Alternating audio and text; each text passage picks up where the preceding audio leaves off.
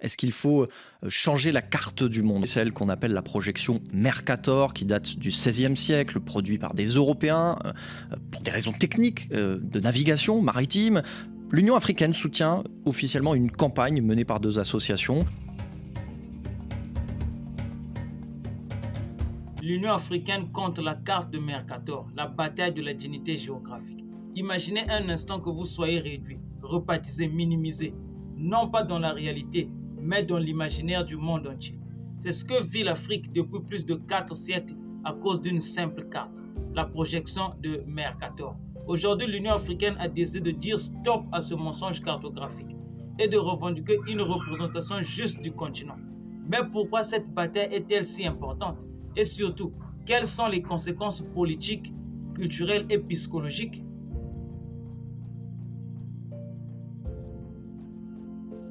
Créée en 1569 par Gerardus Mercator, cette projection avait un but précis, faciliter la navigation maritime.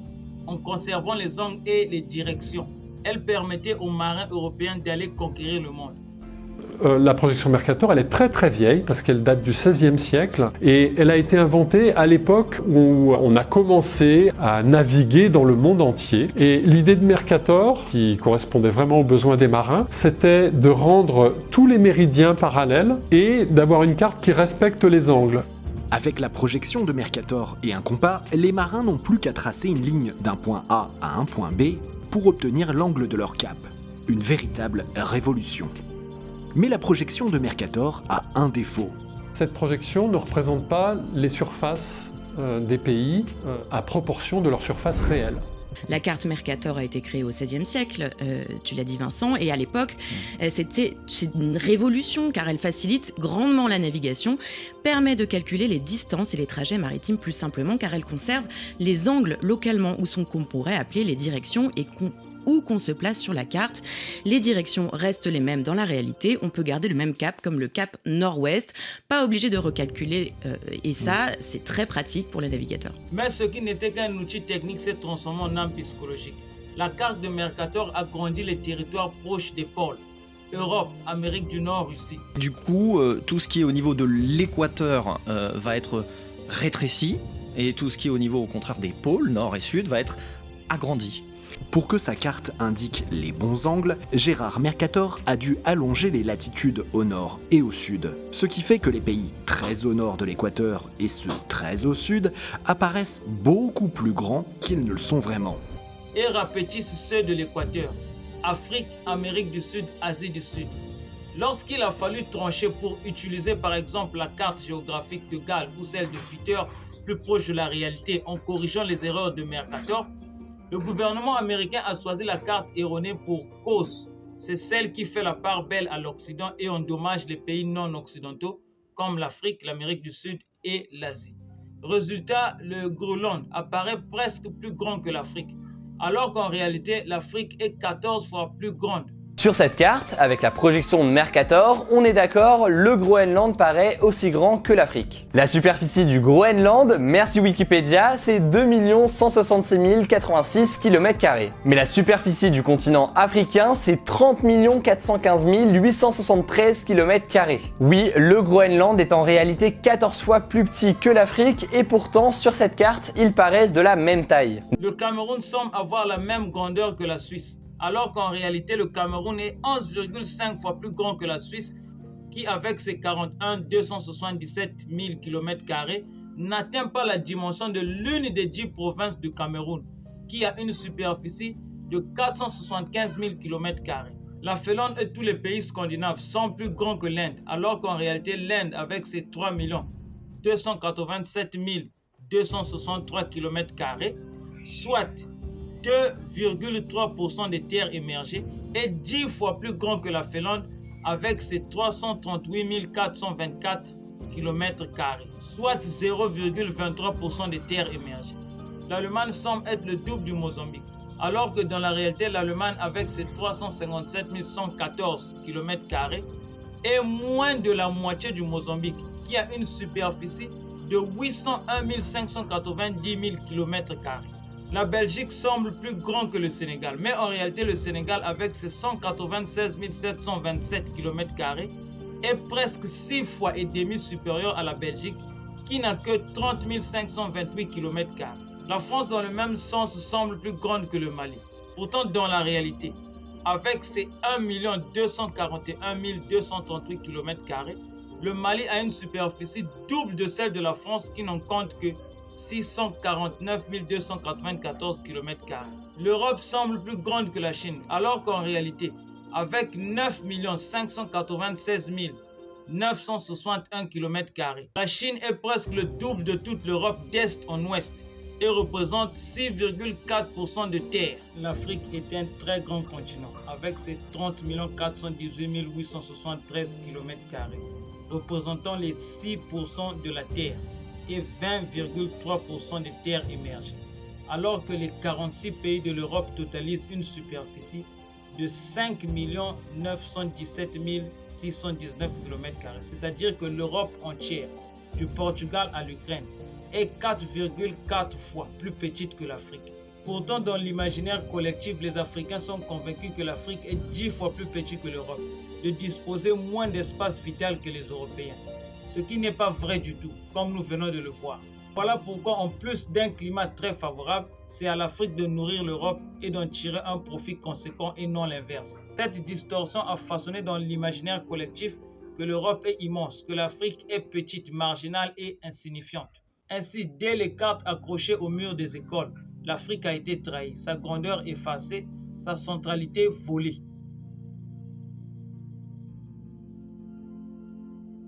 Une carte n'est pas qu'un dessin, c'est une arme géopolitique qui contrôle la carte, contrôle l'imaginaire.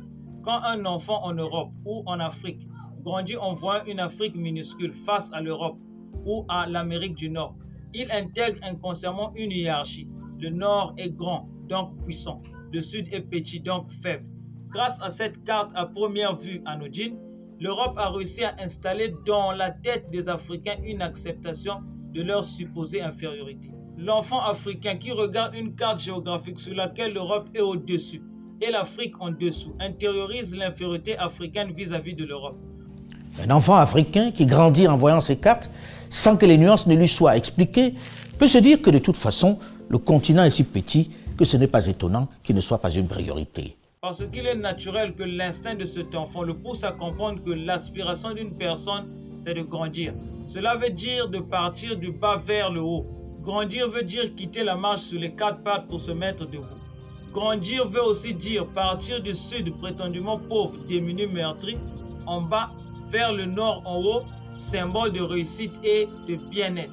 Policies towards it, your investment into it are actually impacted because you're basing it on incorrect information. Faraja de Speak Up Africa explique pour les enfants africains voir leur continent rapetissé de moitié, ça joue sur l'estime, l'identité, la fierté. C'est la géopolitique de la représentation. Avant même les armes, ce sont les symboles qui conditionnent les mentalités. C'est exactement la logique coloniale, dominer l'Afrique non seulement par la force militaire et économique, mais aussi par la construction mentale.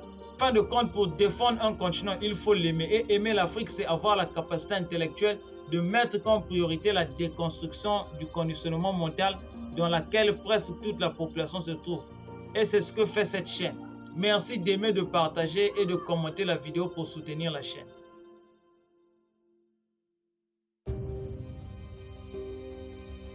Alors que les gouvernements et les organisations internationales utilisent toujours la carte du monde Mercator, datant du XVIe siècle, la campagne Correct the Map les exhorte d'adopter la projection 2018 Equal Earth, qui tente de refléter la taille réelle des pays.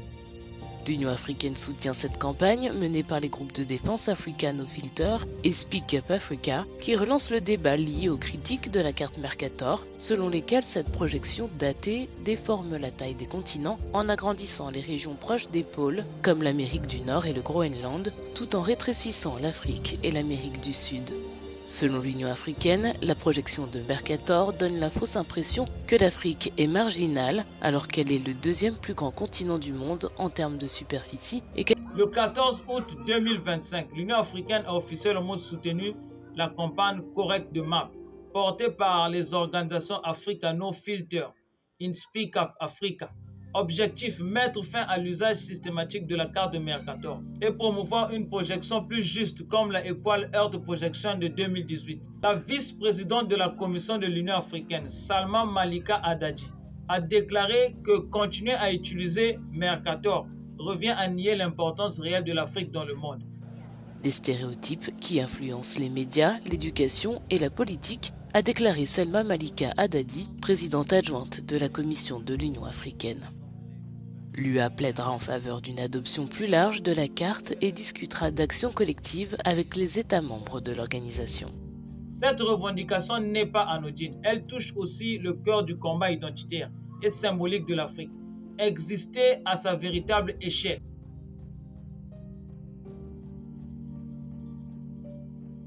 La projection s'appelle Equal Earth et elle a été mise au point par deux associations, Speak Up Africa et Africa No Filter. The current size of the map of Africa is wrong. It's the world's longest misinformation and disinformation campaign, and it just simply has to stop. I think the real life implications of it is that when you're dealing with something that is much bigger than it is, your policies towards it, your investment into it are actually impacted because you're basing it on incorrect information. L'Union africaine y voit, elle, un moyen de redonner sa place à l'Afrique sur la scène mondiale. The African Union supports this campaign. This campaign, through various actions aimed at promoting this really accurate mapping and addressing historical inaccuracies.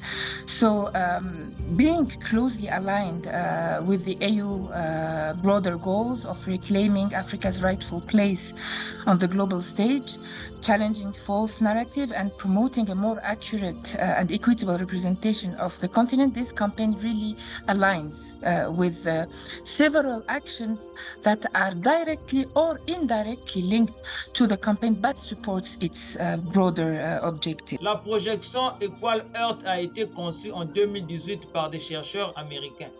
Elle conserve la forme des continents tout en respectant leur surface réelle. Résultat, l'Afrique reprend sa place de géant planétaire, couvrant plus de 30 millions de kilomètres carrés. À titre de comparaison, l'Afrique est 3 fois plus grande que l'Europe. Elle pourrait contenir les États-Unis, la Chine, l'Inde et toute l'Europe réunie. Cette vérité géographique change tout. Elle redonne aux Africains la conscience de leur grandeur.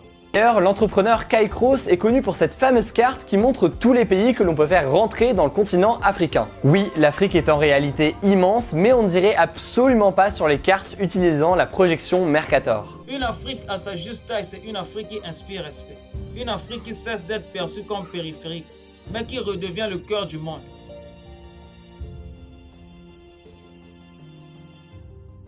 C'est en fonction donc de son objectif que l'auteur choisit ce qui sera mis en avant sur les cartes, soit la distance, soit la superficie.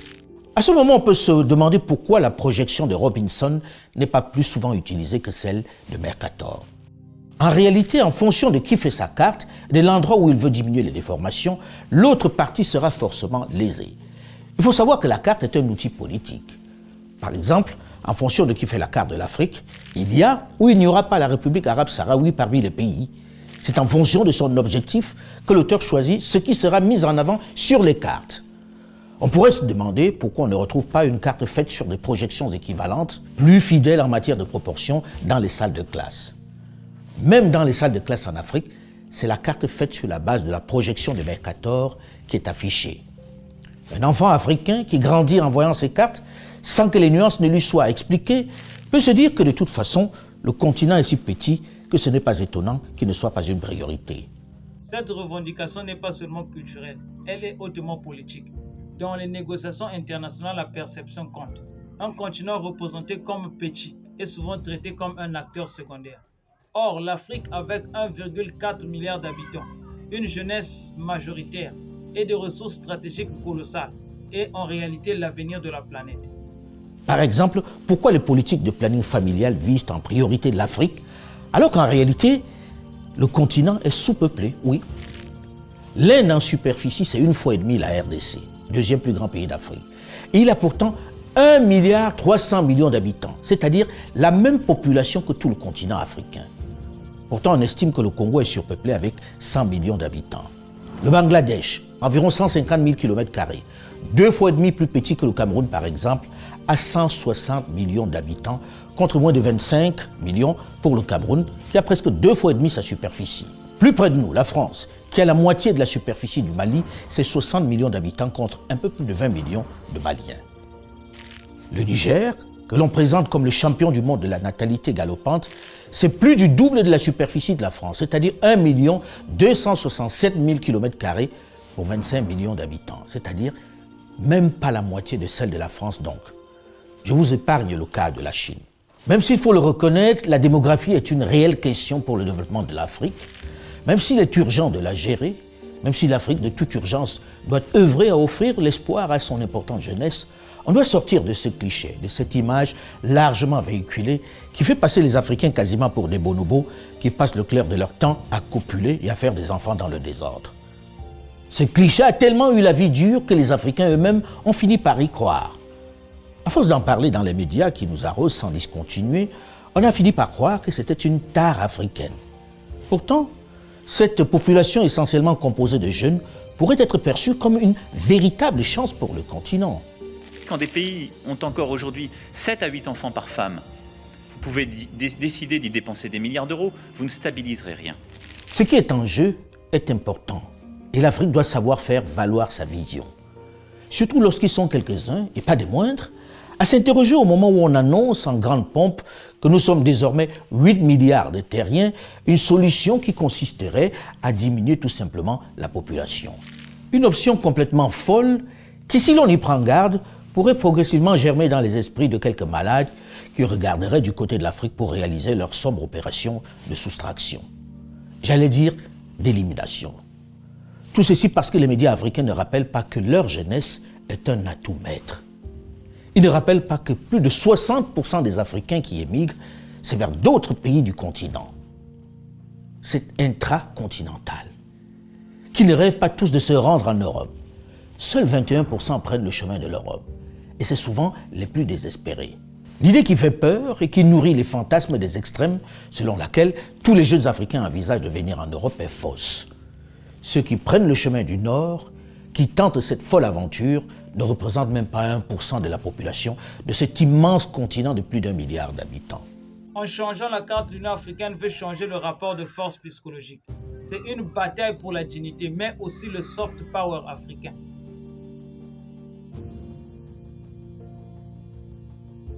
L'Union africaine n'est pas seule. Le CARICOM, Comité caribéen, soutient également l'abandon de Mercator.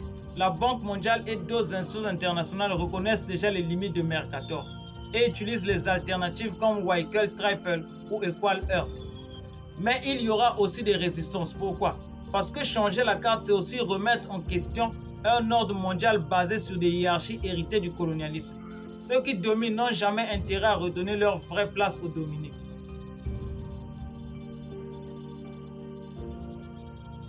L'Union africaine appelle à ce que la nouvelle carte soit adoptée dans les manuels scolaires africains pour éduquer les nouvelles générations, par les médias africains pour transformer l'imaginaire collectif, dans les instances internationales afin que l'Afrique impose sa grandeur dans les ancêtres diplomatiques. Mais il faut aller plus loin, former les enseignants à expliquer la manipulation historique des cartes, produire des globes, des affiches et des supports éducatifs adaptés. Pour revenir sur ce débat, je pense en revanche qu'il est malgré tout intéressant dans l'absolu d'avoir en tête que l'Afrique est quand même plus grande que la façon dont elle est représentée. Je pense que ça c'est intéressant à dire. Peut-être qu'on devrait insister dessus dans les programmes et expliquer également. Je veux dire, c'est quelque chose, c'est un angle mort. On nous en a jamais parlé en géographie de cet aspect. Donc l'idée c'est d'influencer les décideurs publics car le but in fine de cette campagne, c'est peser dans les décisions des différents ministères africains pour faire adopter cette carte dans les écoles ou les institutions et partout où elle peut être utile. Donc lancer de véritables réformes cartographiques et donc mettre cette question dans les programmes politiques.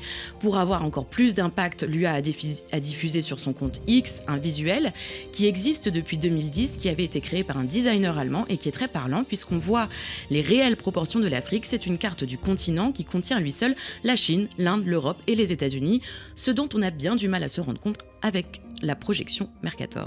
Développer une géographie décolonisée où l'Afrique n'est plus marginalisée mais centrale.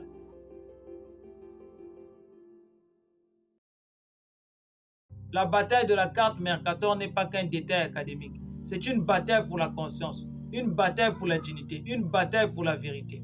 En soutenant la campagne Correct the Map, l'Union africaine ne demande pas seulement une nouvelle projection cartographique. Elle réclame que le monde reconnaisse enfin la véritable taille de l'Afrique. Car une Afrique rétrécie sur une carte est une Afrique rapetisée dans les esprits. Mais une Afrique rendue à sa grandeur, c'est une Afrique rendue à sa puissance. Et vous, qu'en pensez-vous? Faut-il redessiner le monde pour donner à l'Afrique sa vraie place? Dites-le en commentaire et partagez cette vidéo pour que la vérité géographique triomphe enfin.